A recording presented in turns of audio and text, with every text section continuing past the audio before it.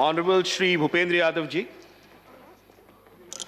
सम्मान्य उपसभापति महोदय, ये एक संयोग है कि पिछले वर्ष जब बजट आया और सरकार ने बजट को संसद के सामने प्रस्तुत किया, उसके तुरंत बाद ही देश में लॉकडाउन लागू हुआ और हम एक वैश्विक महामारी के संकट में उलझ गए और पूरा एक वर्ष हम एक चुनौती से उलझे रहे। लेकिन मैं बधाई देना चाहूँगा कि प्रधानमंत्री नरेंद्र मोदी जी के नेतृत्व में न केवल हमने इस संकट से लड़ाई को जीता, देश के लिए आत्मनिर्भर भारत के लिए नई संभावनाओं के द्वार भी खोले, आत्मनिर्भर भारत की बुनियाद खड़ी की। और इसलिए मैं माननीय प्रधानमंत्री जी के नेतृत्व में माननीय वित्त मंत्री जी और वित्त राज्य मंत्री जी को बधाई देना चाहूँगा कि इस चुनौतीपूर्ण घड़ी में भी वो देश के लिए आशाओं का एक बजट लेकर के आए हैं, जो आज हमारे सामने चर्चा के लिए सदन में प्रस्तुत है। जब हम पूरे एक वर्ष के कोविड के संकट के समय का विचार करते हैं तो मुझे ऐसा लगता है कि कुछ प्रमुख चुनौतियां इस देश के सामने रही और जिसका समाधान इस बजट को देखने में और इस सरकार की दृष्टि को देखने में आता है। जो पहली चुनौती रही वो कोविड-19 से अचानक पैदा हुए ठहराव से जीवन और जीवन यापन की चुनौती थी। और ये सरकार लॉकडाउन लागू होने के 48 घंटे के अंदर ही, जब तक लॉकडाउन चला, देश के 80 करोड़ लोगों को चाहे मुफ्त राशन पहुंचाना हो, देश में चाहे 8 करोड़ महिलाओं को उज्ज्वला की सब्सिडी और गैस पहुंचानी हो, देश के 40 करोड़ किसानों को, महिलाओं को, बुजुर्गों को, गरीबों को, जरूरतमंद लोगों को सीधे नकद धनराशि उपलब्ध करानी हुई हो, ये सरकार प्रधानमंत्री गरीब कल्याण योजना के माध्यम से उसमें कामयाब रही है। और इतना ही नहीं, लॉकडाउन के इस कार्यकाल में आत्मनिर्भर भारत का पैकेज 1, 2 और 3 में जो रिजर्व बैंक के द्वारा उपाय किए गए, देश की कुल वित्तीय प्रभाव का 27.1 लाख करोड़ रुपया, जो हमारी जीडीपी का 13% होता है, उसको ये सरकार देने में कामयाब रही है। जो दूसरी बड़ी चुनौती रही कोविड-19 के बाद, वो स्वास्थ्य का क्षेत्र रहा। हम सब जानते हैं कि जान है तो जहान है, और ये दुनिया में आप जीडीपी को तो रिकवर वापस से कर सकते हैं, लेकिन आप जिंदगी को वापस से रिकवर नहीं कर सकते। हम लोग स्वास्थ्य के संकट से न केवल उभरे हैं, बल्कि नई दिशा और पहल भी करी है। स्वास्थ्य के क्षेत्र में 137% बजट की बढ़ोतरी की गई। 2,38,000 करोड़ के प्रावधान किए गए। मैं यहां पे कहना चाहूंगा कि 1946 की भोरे कमेटी की जो स्वास्थ्य की सिफारिशें थी, उसके आधार पर आपने 50 से 60 साल तक देश को 3 स्तर के मेडिकल सुविधाओं के साथ चलाते रहे। लेकिन जो पूरा 50-60 साल तक आप स्वास्थ्य के क्षेत्र को चलाते रहे, वास्तव में तो उसमें स्थिति यह हुई कि जो 3/4 आबादी देश की रही, वो out of pocket health expenditure पे चली गई। हम हेल्थ को नीचे तक, जहां तक लोगों को पहुंचाना था, पहुंचाने की सुविधा नहीं दे पाए। सरकार में आने के बाद आयुष्मान योजना को, नेशनल हेल्थ मिशन को आगे किया गया। लेकिन अगर इस बजट के द्वारा कोई सबसे बड़ी बात हेल्थ में की गई, तो स्वास्थ्य के क्षेत्र के अंतर्गत केवल क्यूरेटिव नहीं, प्रिवेंटिव और रिफॉर्मेटिव जो स्टेप्स हैं, जो देश के स्वास्थ्य के लिए जरूरी हैं, उनको भी इस बजट में शामिल किया गया। राम गोपाल जी यहां कह रहे थे और जयराम जी का भी जो अभी इशारा था वो यही था कि किस प्रकार से आज तक हमने जो पब्लिक पॉलिसी में जो हेल्थ का इशू है, उसमें जो पब्लिक गुड्स है, जब मैं बात करता हूं प्रिवेंटिव की, जब मैं बात करता हूं रिफॉर्मेटिव की, तो प्रिवेंटिव का अर्थ है एक सामान्य व्यक्ति की ये ताकत नहीं होती कि वो एयर पोल्यूशन को, कचरे को, हवा को, स्वस्थ पानी को, जो कि किसी भी देश के स्वास्थ्य की पॉलिसी की बुनियाद है, उसको कोई इंडिविजुअल व्यक्ति किसी प्रकार से कंट्रोल नहीं कर सकता। वो हमारा सामूहिक उत्तरदायित्व है। और इसलिए बजट में जब 137%, 137% हमने स्वास्थ्य में खर्च किया है, तो केवल वो स्वास्थ्य के साथ वेलनेस भी है। इस देश की स्वास्थ्य सेवाओं में इस देश के हेल्थ और वेलनेस को मिलाकर के जो बजट को आगे बढ़ाने का काम सरकार ने किया है, मेरे को लगता है कि बजट ने वो बुनियाद रखी है कि आने वाले समय की हमारी पब्लिक पॉलिसी में हेल्थ में पब्लिक गुड्स को सुधारने का जो काम है, उस तरफ इस सरकार ने एक बड़ा कदम उठाया है। कभी कभी हम आंकड़ों को इस प्रकार से पढ़ देते हैं, एक अच्छे वकील होने के नाते, कि कई बार ऐसा लगने लगता है कि हम एक अच्छे विषय को भी इस प्रकार से आंकड़ों में घेरते हैं कि हमें लगता है कोई विषय पे प्रतिभ्रम पैदा करने की कोशिश हम लोग करते हैं। कल चिदम्बरम साहब बोल रहे थे, उनके एक विषय को मैं कोट करना चाहूंगा। For health in the current year the revise estimate is 82,445 crore and for the next year it is only 74,602 crore. आंकड़े देखने के को तो अगर आप देखेंगे और निश्चित रूप से अगर एक्सपेंडिचर के मेजर आइटम्स को देखेंगे, तो ये दिखता है कि जो संशोधित अनुमान है, रिवाइज एस्टिमेट है, वो 82,445 करोड़ है। पर सरकार ने पिछली बार जो बजट अनुमान रखा था वो 67,484 करोड़ था। उसके बाद हम पैंडेमिक में गए और उसमें जाने के बाद जो हेल्थ पे एक्स्ट्रा खर्चा करना था, वो खर्चा सरकार ने किया। और अब सरकार ने वो जो 67,000 पिछली बार रखा था, उसको बढ़ा करके 74,602 करोड़ किया। तो एक्चुअल में हम ये नहीं मान सकते कि ये पैंडेमिक लंबी रहेगी, लागू रहेगी।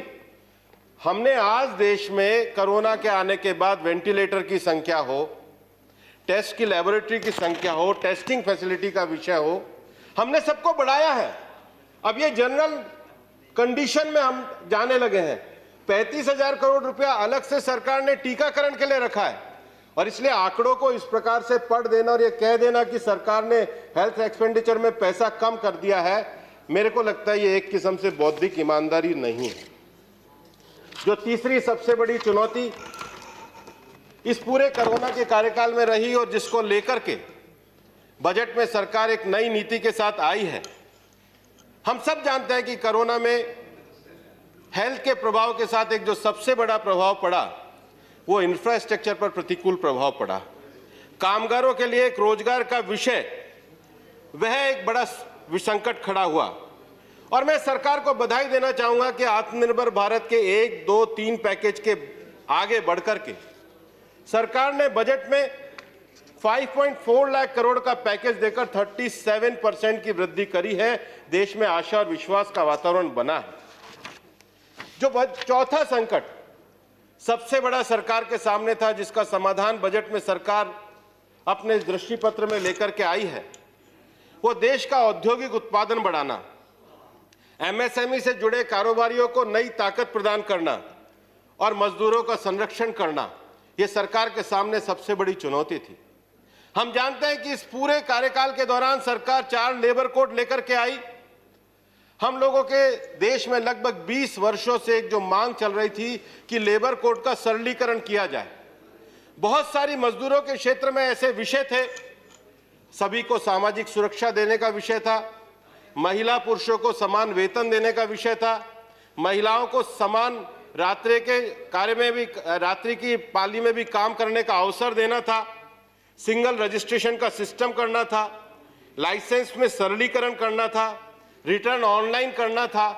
आज जो चारों लेबर कोड हम लेकर के आए हैं, चाहे वो इंडस्ट्रियल रिलेशन का हो, चाहे वो ऑक्यूपेशनल सेफ्टी का हो, चाहे वो सोशल सिक्योरिटी का हो, और चाहे वो पेमेंट ऑफ वेजेस का हो, ये चारों लेबर कोड के माध्यम से कामगारों को संरक्षण देने के साथ ही साथ देश के औद्योगिक वातावरण को बढ़ाने का काम इस सरकार ने किया है। व्यापारी के क्षेत्र में भी छोटे करदाताओं को मुकदमेबाजी से बचाने के लिए इस बजट में एक कर विवाद समिति का एक अच्छा प्रपोजल आया है। फेसलेस आईटीआईटी का गठन करके और उसके साथ 75 साल से ऊपर के लोगों को जो रियायत सरकार ने करों में उनको जो सुविधा दी है, किफायती आवास परियोजनाओं को इस सरकार ने बजट में जो विशेष एग्जेम्पशन दिया है वो गरीबों के लिए आवास बनाने के लिए।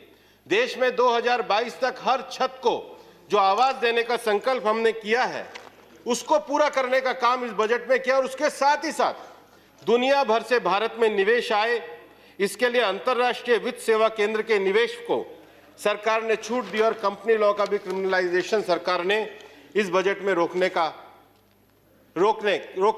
के माध्यम से देश में ईज ऑफ डूइंग बिजनेस को आगे बढ़ाने का काम किया है। जो पांचवी सबसे बड़ी चुनौती सरकार के सामने वो हमारा बैंकिंग सेक्टर और विनिवेश का विषय है। कई बार और कई लोग, खासकर हमारे विनय विश्वम जी यहां पर पब्लिक सेक्टर के लिए विषय रख रहे थे, और जब वो पब्लिक सेक्टर के लिए विषय रख रहे थे तो मैं उनको बताना चाहता हूं कि देश के पब्लिक सेक्टर के लिए, जिसको हम नेहरूवियन मॉडल भी कहते हैं, उसके संबंध में चौधरी चरण सिंह की क्या राय थी। दीपेंद्र भाई, चौधरी साहब ने 1980 में एक पुस्तक लिखी थी, और वो पुस्तक थी economic nightmare of India, it's cause and care. और उसमें जो चौधरी साहब ने पब्लिक अंडरटेकिंग के लिए कहा था वो मैं ये पढ़ना चाहता हूं। The poor performance of public sector is attributed to over capitalization, delays in completion of major project, underutilization of capacity, and above all mismanagement and corruption। 80 में आपको चेतावनी दी, आपने 70 साल तक ये सफेद हाथी खड़े करके रखे, और उसके साथ उन्होंने आगे जो कहा वो भी मैं पढ़ना चाहता हूं। Had the public undertaking been private concern, they would have, one hand, yielded tax of hundreds of crore per year to the government, and on other hand, profit of hundreds of crore and its proprietaries and shareholders. On the other hand, public has had to pay and is even now paying crore of rupees to make up for the losses almost every year in vain obscenes of this monument of their government's folly. Modern temple Let's of keep India, as silence in the House, Jawaharlal Nehru please. once called them. Let's keep silence in the House, please. और इसलिए लंबे समय तक हम लोग public sector के उन units को, जो यूनिट्स लगातार घाटे में जाती रही, जिन यूनिट्स के माध्यम से रोजगार का तो सृजन नहीं हुआ, लेकिन बल्कि उसके घाटे को सरकार बर्दाश्त करती रही। ये किसानों की बात करने वाले और किसानों के विषय को रखने वाले, कभी किसान नेताओं की बातों को इन्होंने सुना नहीं। कांग्रेस का सबसे बड़ा दुर्भाग्य रहा कि भारत की जड़ों से जुड़ने वाले, चाहे लोहिया जी रहे हो, चाहे चरण सिंह जी रहे हो, चाहे दीनदयाल जी रहे हो, सबकी अच्छी बातों को आपने इग्नोर करने का काम किया। आज सर्वस्पर्शी बजट को लाकर के उन सब विषयों को छूने का काम इस बजट में प्रधानमंत्री नरेंद्र मोदी जी ने किया। और इसलिए मैं ये सरकार को बधाई भी देना चाहूंगा कि उन्होंने बैंकों को प्रतिस्पर्धी बनाने के लिए उस दिशा में एक अच्छा कदम उठाया। और विशेष रूप से वित्त मंत्री जी को कहना चाहूंगा कि SEBI act, depository act, security regulation act और गवर्नमेंट सिक्योरिटी एक्ट को उन्होंने सिंगल सिक्योरिटीज कोड बनाने की जो बात कही है, मुझे लगता है कि जिस प्रकार से ये सरकार जब बात करती है कि हम मिनिमम गवर्नमेंट और मैक्सिमम गवर्नेंस करेंगे, तो आज निवेश के लिए इन सब को एक सरलीकृत कोड बनाना ये सबसे बड़ी बात है।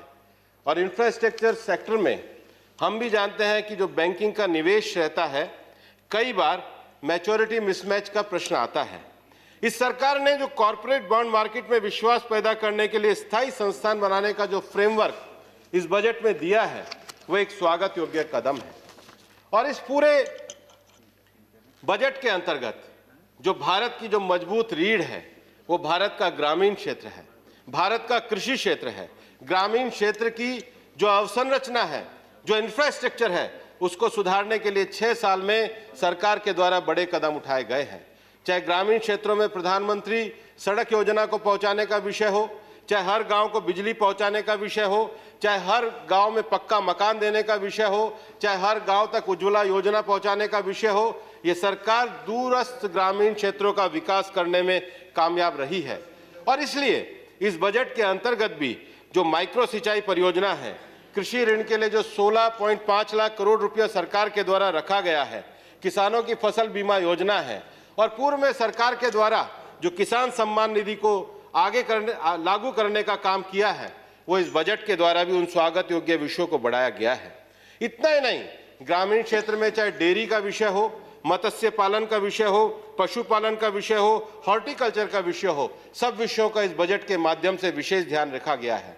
और मैं यहाँ ये कहना चाहूँगा कि ग्रामीण क्षेत्र में विकास के लिए आज 3 सबसे बड़ी समस्याएं किसानों के सामने हैं।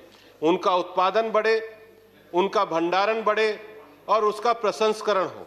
ये तीनों चीजें ऐसी हैं जिसमें आज किसानों को हमें एक नए कानून देने की आवश्यकता है। ये तीनों चीजें ऐसी हैं जहाँ ग्रामीण क्षेत्र तक हम इंफ्रास्ट्रक्चर की सारी सुविधाओं को पहुंचाने के बाद इन तीनों विषयों को अगर हम आगे बढ़ाने का काम करेंगे तो देश और गांव की समृद्धि आ सकती है। और आज सरकार ने जो 3 कृषि बिल सरकार लेकर के आई है, उसमें इन 3 विषयों के माध्यम से ग्रामीण क्षेत्र में एक नए जीवन की आशा का संचार हुआ है। और इसलिए सरकार बड़े खुले मन के साथ आज किसानों के साथ बातचीत करने को भी तैयार है। सरकार के द्वारा आमंत्रण भी दिया गया है। सरकार के द्वारा ग्रामीण क्षेत्र को आगे बढ़ा करके भारत की जो मजबूत अर्थव्यवस्था है उसको आगे बढ़ाने का काम किया गया है। और इसलिए माननीय सभापति महोदय, मैं अपने विषय को समाप्त करते हुए यही कहना चाहूँगा कि इस बजट के माध्यम से जो 5 चुनौतियाँ कोरोना के माध्यम से हमें आई, कोविड-19 के कारण जो जीवन में ठहराव आया, जो हेल्थ सेक्टर की चुनौतियां आई, जो कारोबारियों की चुनौतियां आई, जो इंफ्रास्ट्रक्चर में चुनौतियां आई, जो बैंकिंग क्षेत्र में विनिवेश की जरूरत थी और कृषि क्षेत्र को आगे बढ़ाने की जरूरत थी, उन सब आयामों को इस बजट में सभी पक्षों को माननीय वित्त मंत्री जी और वित्त राज्य मंत्री जी यहाँ बैठे हुए हैं, दोनों बधाई के पात्र हैं कि उन्होंने सभी विषयों को छुआ है। और निश्चित रूप से ये बजट बताता है कि देश माननीय प्रधानमंत्री नरेंद्र मोदी जी के नेतृत्व में आत्मनिर्भर भारत की तरफ बढ़ चुका है और हम आत्मनिर्भर भारत के लक्ष्य को जल्दी प्राप्त करेंगे। जय हिंद, जय भारत। Thank you.